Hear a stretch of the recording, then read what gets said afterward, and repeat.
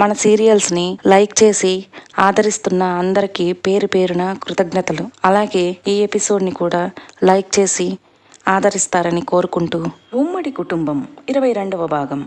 అక్క, ఇది నువ్వేనా? అభి చేసిన పనికి ఆశ్చర్యంగా అడిగింది. అది మా వదినంటే అలా ఉండాలి. నువ్వు అస్సలు తగ్గద్దు వదిన, నీ వెనక మేమున్నాం కదా అన్నాడు ముకుంద్. అబ్బో, మీరున్నారని మా అక్కకి ధైర్యం వచ్చింది కాబోలు, కానీ అది మా బావ పక్కన ఎప్పుడు కుర్చీ వేసుకుని కూర్చుని ఉంటుంది అల్లరిగా అంది లక్కీ. అవునా? అయితే మా వదినకి పాపం అన్యాయం జరిగిపోయింది. మీ బావ సింగిల్ కాదనుకుంటా కదా వదిన, నీకు చాలా అన్యాయం చేసేశారు వదిన అంటూ ఏడుపు నటిస్తుంటే, రేయ్ చాలే ఆపు, నాకు మీ వదిన తప్ప ఎవరూ లేరు, నా పక్కన ప్లేస్ ఎప్పుడు మీ వదినకే అన్నాడు రఘు. అది అలా మాట్లాడు. అమ్మా, అప్పుడే మా వదినని ఆడేసుకుందాం అనుకున్నారా? ఈ ముకుందు ఉండగా ఆ పని జరగదు అన్నాడు. చాలే మూసుకొని పో అని రఘు అనగానే, వెళ్ళు అంది లక్కీ. ఏయ్ పొట్టిదయ్యం, నీ జుట్టు కత్తిరిస్తా అని కోపంగా సైగ చేశాడు. ఎవర్రా పొట్టి అంటూ లేచేసరికి స్వర్ణ పిలిచింది. బతికిపోయావు, లేదంటే ఈరోజు నా చేతుల్లో చచ్చేవాడివే అంటూ తల్లి దగ్గరకు వెళ్ళింది. పోవే అని లిప్ మూమెంట్తో సైగ చేసి పంతులు గారు బిందులు ఉంగరాలు వేసే కార్యక్రమానికి సిద్ధం చేస్తుంటే మళ్ళీ తన అల్లరి మొదలుపెట్టాడు. అంజలికి మాత్రం అభి ప్లేస్లో తన చెల్లి కనిపించింది. తను ఉండాల్సిన స్థానం అభి లాక్కున్నట్లుగా ఊహించుకుంటుంది. పైగా ముకుంద్ తనతో అంత బాగా మాట్లాడడు. మామూలుగా వదిన అంటాడు కానీ క్లోజ్గా ఉండడు. పైగా వాళ్ళ పెళ్ళి అలా జరగలేదు, సింపుల్గా గుడిలో జరిగింది. దానికి కారణం అంజలికి తల్లిదండ్రి స్థానంలో కూర్చోవటానికి ఎవరూ లేకపోవటం. అందుకే పెళ్లి సింపుల్గా చేసింది తులసి. కానీ ఇంటి దగ్గర వ్రతం జరిపించింది. ఆ రోజు రాత్రి రిసెప్షన్ గ్రాండ్గానే చేయించింది. అయితే ఇలా పెళ్లిలో అల్లరి మాత్రం అంజలికి దక్కని భాగ్యం. ఎవరున్నారని అల్లరి చేయటానికి? 10 మంది దగ్గర చుట్టాల మధ్య అయింది వాళ్ళ పెళ్ళి. కానీ ఇక్కడ అభి పెళ్ళి మాత్రం అలా కాదు. ఒక రకంగా చెప్పాలంటే అంజీ తన స్తోమతకి మించి చేశాడు. స్వర్ణ ఆ వీధిలో వాళ్ళందరితో మంచిగా ఉండటంతో పాటు వాళ్ళకి అన్ని పనుల్లో సాయంగా నిలబడుతుంది కాబట్టి ఇప్పుడు వాళ్ళందరూ కూడా అలానే సాయంగా ఉన్నారు. మండపం మీదనే కాదు, కింద కూడా కోలాహలంగానే ఉంది. ఇదంతా చూస్తుంటే అంజలి మనసులో అసూయ మొదలైంది. అభి ఒంటి మీద ఖరీదైన పట్టుచీర, ఆమె ఒంటి మీద నగలు కూడా అసూయని మరింత పెంచాయి. పెళ్లి మొత్తం సందడిగానే పూర్తయింది. అప్పగింతలప్పుడు మాత్రం బాగా ఏడ్చింది అభి.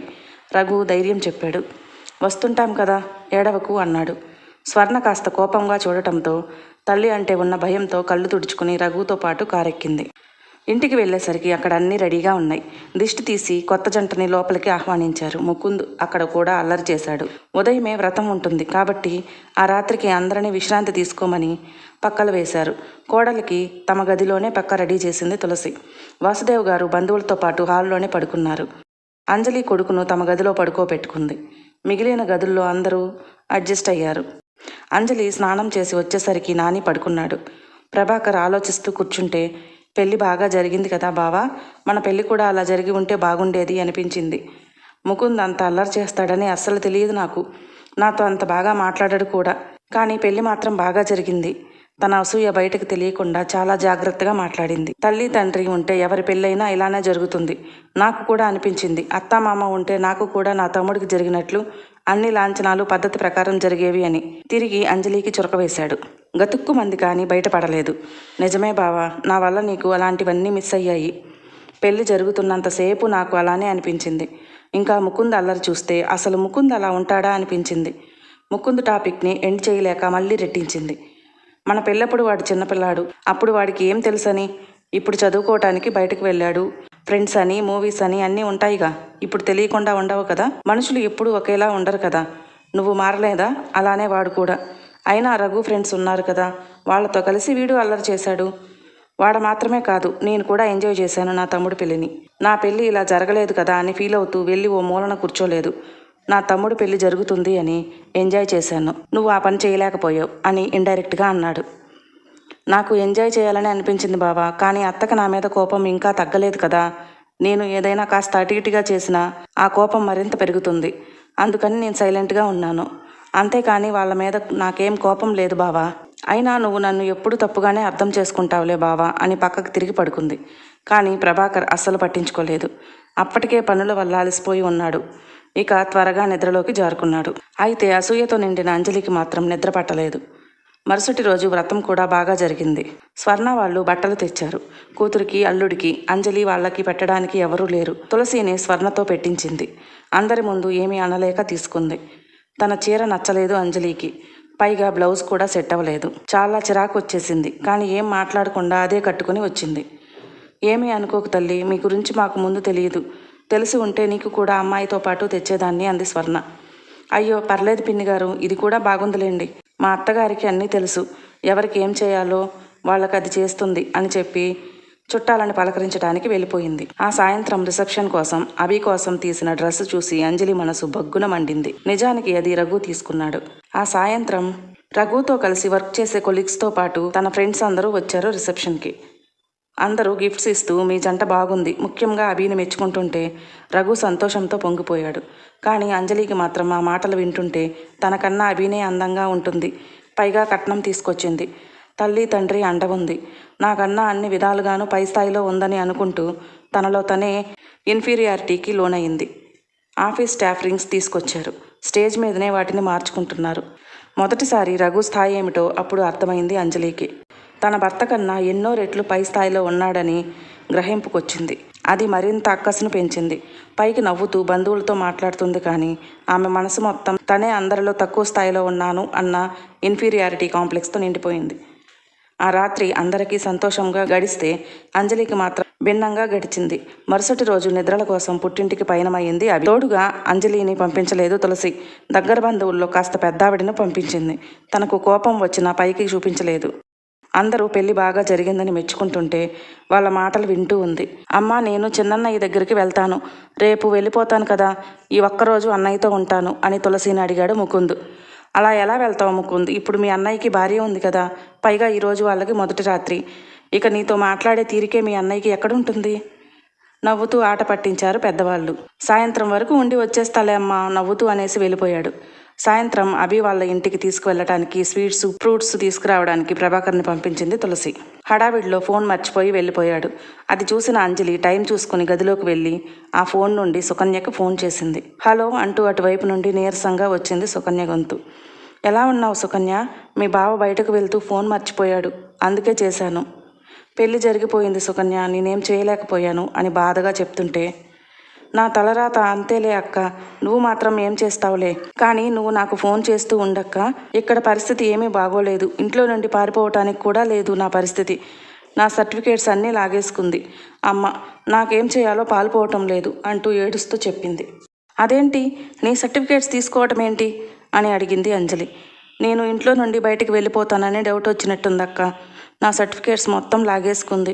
నేను ఇల్లు దాటి బయటకు వెళ్తే వాటిని కాల్ చేస్తానని నాకు వార్నింగ్ ఇచ్చింది. నాకేం చేయాలో అస్సలు పాల్పోవటం లేదు అని ఏడుస్తూ చెప్పింది. ఊరుకో సుకన్య, మనం ఏడిస్తే మారిపోతుందా మన తలరాత? ఇక్కడ నా పరిస్థితి కూడా ఏమీ బాగోలేదు. పెళ్లి కూడా జరిగిపోయింది. అప్పుడే కొత్త కోడల్ని అందరూ నెత్తిన పెట్టేసుకుంటున్నారు. కట్నం తెచ్చింది కదా, అది బెల్లమైంది. నేనేమీ తీసుకురాలేదు కదా, నేను అల్లాన్నయ్యాను. ఆఖరికి ఆ ముకుంద్ కూడా దానితో ఎంత క్లోజ్ అయిపోయాడో తెలుసా? నాతో ఇప్పటి వరకు అసలు సరిగ్గా మాట్లాడడు. అలాంటిది పెళ్లిలో ఎంత హడావిడి చేశాడు అనుకున్నావు? పైగా రఘుతో కలిసి పనిచేసేవాళ్ళట. పెద్ద పెద్ద వాళ్ళందరూ వచ్చారు. అసలు సినిమా హీరోయిన్స్, హీరోస్లా ఉన్నారు అందరూ. రఘు జాబ్ అంత గొప్పదని నాకు ఇప్పటి వరకు తెలియదు. ముకుంద్ కూడా వాళ్ళతో బాగానే మాట్లాడాడు. ఇంకో సంవత్సరంలో ముకుంద్ కూడా జాబ్లో జాయిన్ అయిపోతాడట. అప్పుడు వాడికి పెళ్లి చేస్తారు కదా. నువ్వు అన్నట్లుగా అందరిలో నేనే తక్కువ స్థాయిలో ఉన్నాను సుకన్య. మీ బావ నేను బికారుల్లాగా కనిపిస్తున్నాం. వాళ్ళందరికీ మంచి చదువులు ఉన్నాయి, ఉద్యోగాలు కూడా మంచివే వస్తాయి. చివరికి వాళ్ళిద్దరూ ఒకటే అవుతారు. ఎటు తిరిగి మేమే ఒంటరిగా మిగిలిపోయేది. మీ బావకి నా బాధ కొంచెం కూడా అర్థం కావట్లేదు. పైగా నా తమ్ముడు గొప్ప స్థాయిలో ఉన్నాడని మురుసుకున్నా ఆశ్చర్యపోనక్కర్లేదు.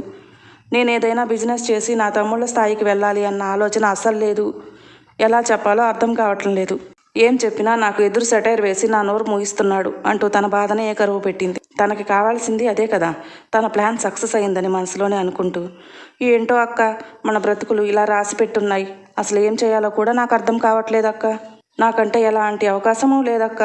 నేను ఇక్కడ నుండి తప్పించుకునే అవకాశం ఇప్పుడిప్పుడే కనిపించేలా లేదు. కాకపోతే నా అదృష్టం, ఆ పెళ్లి కొడుకు ఇక్కడ లేడట. నాకు కొంచెం టైం ఉంది కాబట్టి ఈ గ్యాప్లో ఏదో ఒకటి చేస్తాను. నువ్వు మాత్రం నాలా అవ్వద్దక్క. నీ లైఫ్ని నీకు నచ్చినట్లు మార్చుకో. బావని మెల్లగా మార్చుకొని బిజినెస్ పెట్టేలా చెయ్యి. అప్పుడే నీకు ఆ ఇంట్లో వాల్యూ ఉంటుంది, లేదంటే ఇంకా నువ్వు బావ ఆ ఇంటికి జీతం భత్యం లేని పని మనుషులు అవుతారు అని చెప్పింది. నేను అదే ప్రయత్నిస్తున్నాను సుకన్య. కాకపోతే ఇప్పుడు మీ బావ నా మీద కోపంగా ఉన్నాడు కదా, మెల్లిగా మార్చుకుంటాను. మధ్య మధ్యలో ఇలా ఫోన్ చేస్తూ ఉంటానులే అంది. సరే అక్క అని ఫోన్ పెట్టేస్తూ, ఆ ముకుంద్ మీద కూడా నీకు కోపంగా ఉందా అక్క అని అడిగింది. చాలా కోపంగా ఉంది. ఎన్నాళ్ళ నుండి ఈ ఇంట్లో ఉంటున్నాను, ఎప్పుడైనా నాతో నవ్వుతూ మాట్లాడా? కానీ ఆ రఘు పెళ్ళంతో మాత్రం అప్పుడే మాట్లాడేస్తున్నాడు. పైగా పెళ్లిలో తన వెనక నిలబడి ఎంత అల్లరి చేశాడనుకున్నావు అంటూ ముకుంద్ అల్లరి గురించి వివరంగా చెప్పింది. ఇప్పుడు ఎక్కడుంటున్నాడక్క? అసలేం చదువుతున్నాడు? తప్పుగా అనుకోకు, నాకు తెలిసి రఘుబాబు కన్నా పెద్ద చదివే చదువుతున్నట్లున్నాడు అంది.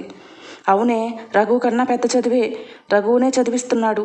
జాబ్ వచ్చింది అప్పట్లో, కానీ జాయిన్ అవ్వలేదు. ఇంకా చదువు, నేను చదివిస్తాను, మంచి జాబ్ వస్తుంది, ఫారిన్ వెళ్ళే ఛాన్స్ కూడా ఉంటుంది అని చదివిస్తున్నాడు అని చెప్పింది. ఓ, అయితే వాళ్ళు బాగానే ప్లాన్లో ఉన్నట్టున్నారుగా అంది. అవునే, వాళ్ళ ముందు ప్లాన్ చేసుకున్నట్లు ఉన్నారు. నాకు ఇప్పుడు అనిపిస్తుంది. ఇంతకీ ఎక్కడ చదువుకుంటున్నాడు? బెంగళూరులోనే, ఎక్కడో నాకు తెలీదు. సరే, ఎంతసేపు లోపల ఉంటే డౌట్ వస్తుంది, నేను ఉంటాను అని ఫోన్ పెట్టేసి నెంబర్ డిలీట్ చేసింది అంజలి. ఆ సాయంత్రం తులసి వాళ్లతో కలిసి 4 జంటలని తీసుకువెళ్ళింది. అంజలి వాళ్ళని తీసుకెళ్లలేదు. అస్సలు చెప్పను కూడా చెప్పలేదు. రుసరుసలాడిపోయింది. చుట్టాలందరూ వెళ్ళిపోయారు. ఎక్కడి పని అక్కడే ఉంది, కానీ ఏమి చేయకుండా కూర్చుంది. ముకుంద్ వచ్చి తన థింగ్స్ అన్నీ సర్దుకున్నాడు. భోజనం కోసం కూర్చున్నాడు. కానీ అంజలి పట్టించుకోలేదు. కొంతమందికి పేమెంట్ చేయాల్సి ఉండటంతో ఇప్పటి వరకు బయట ఉన్న ప్రభాకర్ వస్తూ, ఏరా టైం అవుతుంది కదా, అన్నీ సర్దేసుకున్నావా అని అడిగాడు. హా అన్నయ్య, భోంచేసి స్టార్ట్ అవ్వటమే అన్నాడు. పద అని అంజలిని పిలిచి, వాడికి టైం అవుతుంది కదా, భోజనం పెట్టాల్సింది అన్నాడు డైనింగ్ టేబుల్ దగ్గర కూర్చుంటూ. నన్ను అడగనిదే ఎలా పెడతాను అని. ఏమయ్యా ముకుంద్, ఒక మాట అడిగితే పెద్దదాన్నే కదా అంటూ వడ్డిచ్చింది. ముకుంద్ తింటుంటే, అయినా నిన్న వచ్చిన కొత్త వదినతో బాగానే మాట్లాడుతున్నావు, మరి నాతో మాట్లాడడానికి ఏమైంది? నేనేమైనా నిన్ను తిట్టానా, కొట్టేనా?